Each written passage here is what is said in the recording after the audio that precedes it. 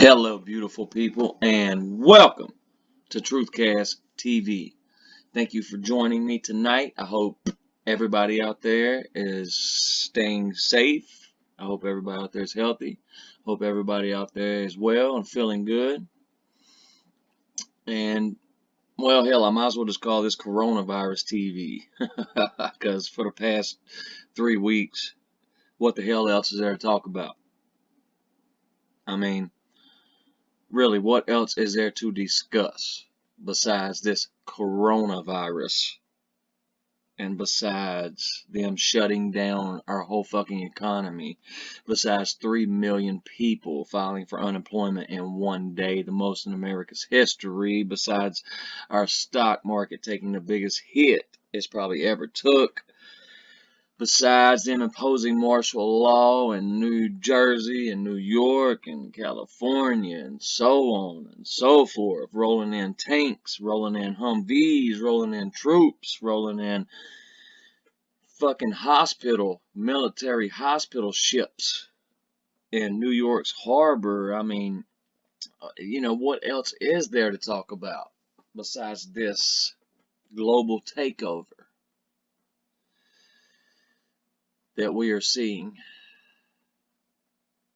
And the first story I want to start with is, as coronavirus spreads, will New Jersey release more people from jails and prisons? Yes, ladies and gentlemen, New Jersey and other states have been releasing prisoners from county jails and prisons due to the coronavirus. I wonder how many of these people that they've let out of the prisons and the jails have went right back out probably hours after they got out, committed heinous crimes. It's probably a whole lot larger of a percentage than we know of, than what we're being told. But yes, they are releasing prisoners and they are releasing inmates from county jails and prisons due to the coronavirus. Let's go to another one. Dow drops 400 points as stocks capped worst first quarter ever. Now, just a month ago, we had the best economy. We had the lowest unemployment rate for blacks, Asians, Hispanics, whites, you name it. Our stock market was the highest it's pretty much ever been. Everything was doing great. Now, let me ask y'all something. With everything going so well and America winning so much under Donald Trump,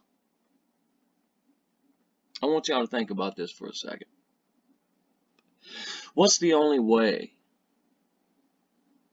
to stop Donald Trump and to stop America's economy from winning?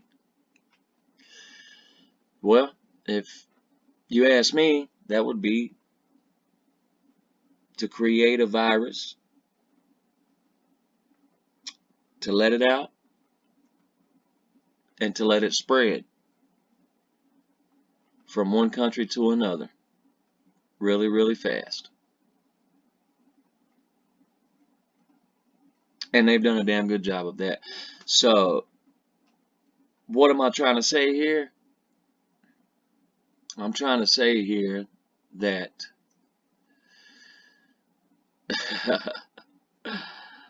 maybe somebody had that in mind. Maybe somebody created this virus in a laboratory with the thought in mind that, well, if we let it out in China, knowing that hundreds of thousands of Americans were in China at that time, or I don't know about hundreds of thousands, but thousands of Americans were in Wuhan, China at that time, knowing that they're going to bring it back to the United States, knowing that it'll spread, and knowing the unprecedented, the unthinkable actions that they would take to slow or stop this virus. So with so many people out of a job, with the economy hurting so bad, how many of these people who are not really woke are going to say, fuck Donald Trump, let's vote for Joe Biden, or let's vote for Bernie Sanders? I lost my job while Trump was president. I lost my house while Trump was president. I lost my business while Trump was president. And then they blame it all on this. I mean, I'm just saying, it's just a thought. But anyway, let's go on to the next story right here. Louisiana pastor charged with defying coronavirus order against large gatherings. A Louisiana pastor who continues to flout a ban on large gatherings was issued a summons from police for violating the governor's can't even believe I'm saying this, executive order. Let's just read a little bit into this story. The pastor, Mark Anthony Spell, who goes by Tony Spell, of Life Tabernacle Church, told NBC News in a brief phone interview Tuesday afternoon that police had visited his home and gave him a summons for, among other things, the 6 services he has held since March the 16th, when Governor John Bel Edwards announced an order against gatherings of more than 50 people. Spell said he hosted about 500 worshipers at service Sunday at the church in Central, a city of nearly 29,000 near Baton Rouge. In a statement Tuesday, the Central Police Department says Spell was issued a misdemeanor summons for 6 counts violating the governor's executive order following his decision to host multiple large gatherings. Central Police Chief Roger Corcoran said he worked with the sheriff, state police, state fire marshals, and others to address the matter outside of legal action. If I got his last name wrong, I apologize. Mr. Spell made his intentions to continue to violate the law clear, Corcoran said. Instead of showing the strength and resilience of our community during the difficult times, Mr. Spell has chosen to embarrass us for his own self-promotion. The police chief said Spell will have his day in court and will be held responsible for his reckless and irresponsible decisions that endangered the health of the congregation and our community. Edwards has warned the hospitals could soon be overwhelmed with new cases of coronavirus or just the cold and flu. But, excuse me, he issued a stay-at-home order on March 22nd directing all Louisiana residents to limit movements outside of their home beyond essential needs. Last week, Spell said he did not believe his congregation is at risk of getting the COVID-19, the disease associated with the coronavirus. It's not a concern, Spell told CBS affiliate WFAB. The virus, we believe, is politically motivated. You know what? I do too. We hold our religious rights dear, and we are going to assemble no matter what someone says. I like the way this guy thinks. Amen to that. Chief, whoever the hell his last name is, said Tuesday the matter was not about religious liberty nor about politics. We are facing a public health crisis and expect our community leaders to set a positive example and follow the law, he said in a statement. News reporters were turned away from the Sunday service at Life Tabernacle by assistant ministers and worshipers who said they were instructed not to speak to the news media. I mean, you know, this is the sign of the times that we're in right now, y'all. And well, let's just go to another story. Hospitals tell doctors they will be fired if they speak out about a lack of gear. Wow. I'm just going to move on to the next one. Here's a doozy. CDC considering recommending general public wear face coverings in public. So, yes, it will not be long. Well, let's just watch the clip.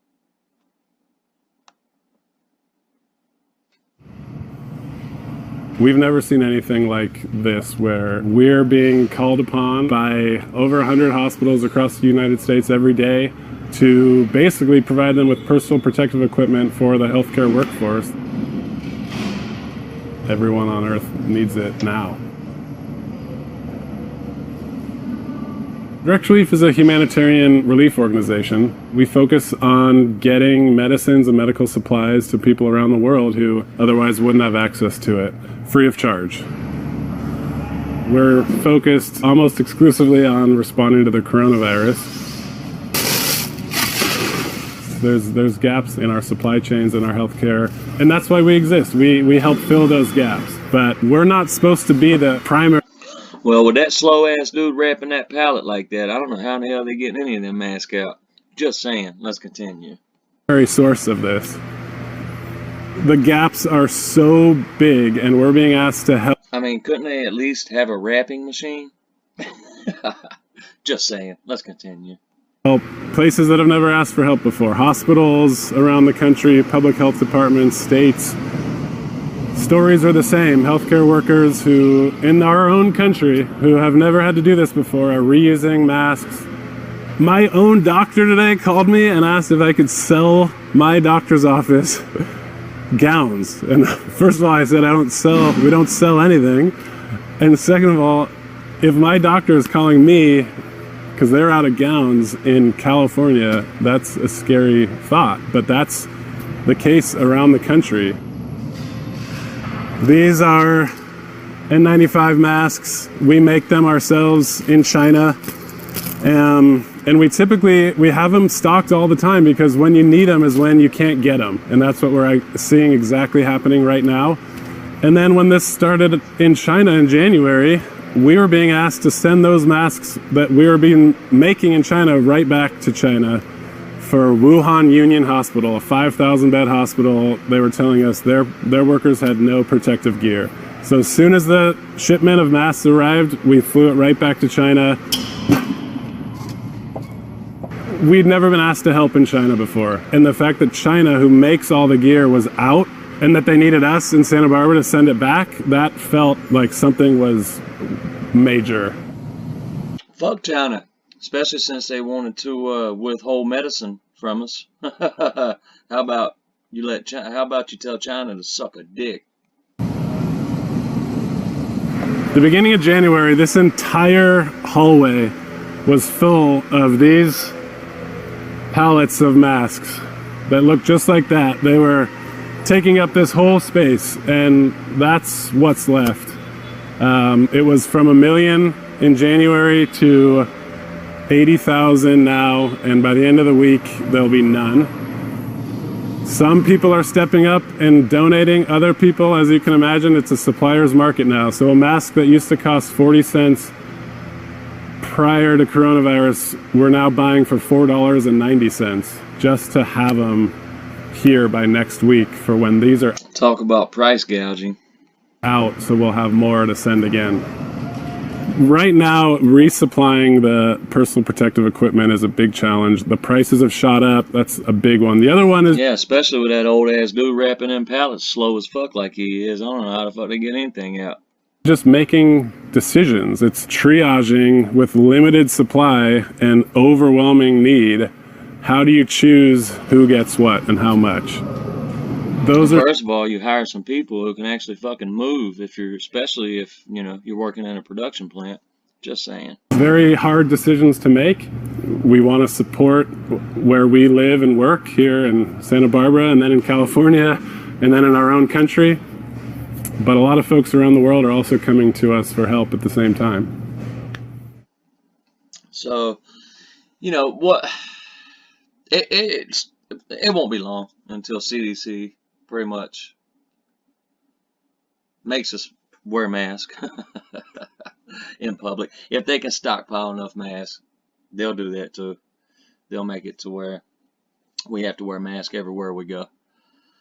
I mean, they're already putting tape down in the stores, gas stations, grocery stores, whatever.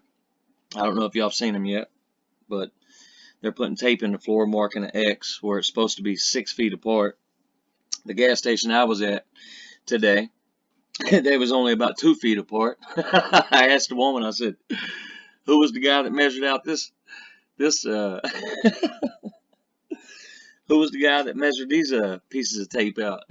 She said, I don't know, but he didn't do too good of a job, did he? I was like, nah, that's only about 2 feet. But yeah, they've got tape in the floor now to tell you how far apart to stand from people in line. I mean, wow. Now, the last story I want to touch on right here, and I hate that I made this video so long, but we have got so much to talk about that I felt like I just had to cover all of this. Let's go ahead and just Check his story out. Diabetes, lung, and heart disease common in the United States. Coronavirus patients. Diabetes, lung, and heart disease is common in United States coronavirus patients. So, pretty much everybody that dies from diabetes, lung, heart disease, whatever the hell else it was that they had, if they contracted the COVID-19 coronavirus and tested positive for it, then they're putting them people under the coronavirus death toll,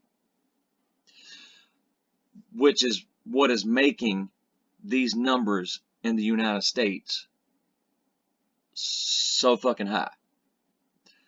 That is the reason why all of these numbers are shooting sky high, because they're putting all of these people, I will repeat, with diabetes, lung, and heart disease, who die with the COVID-19 virus in them, under the percentage of the people, under the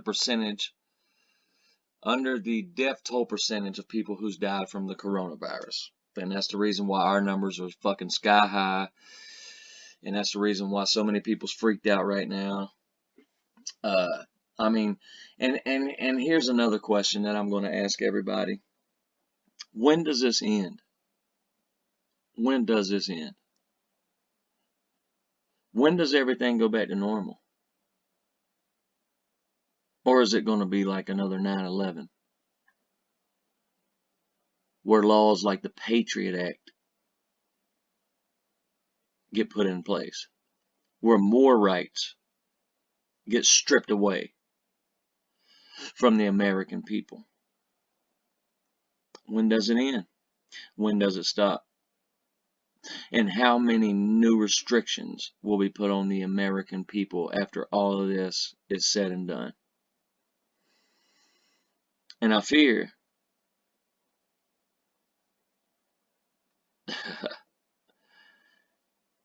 I have a feeling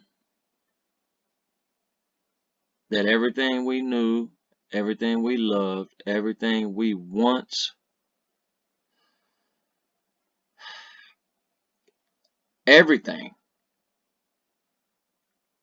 just every facet of life that we were used to is going to be now flipped upside down. There's going to be new restrictions, new laws put in place to strip the American people of even more of their rights.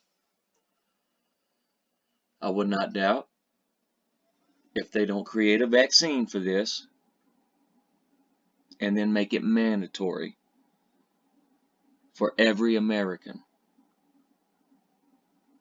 to get it. All of the kids to go to school, all of the adults if they go to have to go to work. I would not doubt if they don't create a vaccine and enforce it on all of us. Not only a vaccine, but a lot of things are getting ready to be forced on us, whether we like it or not. Life as we knew it, life as we know it, is not the same anymore, and it's never going to be the same. But God bless you and all of your families. I hope everybody out there stays safe. I'm praying for everybody. I'm praying for this to end. I'm praying that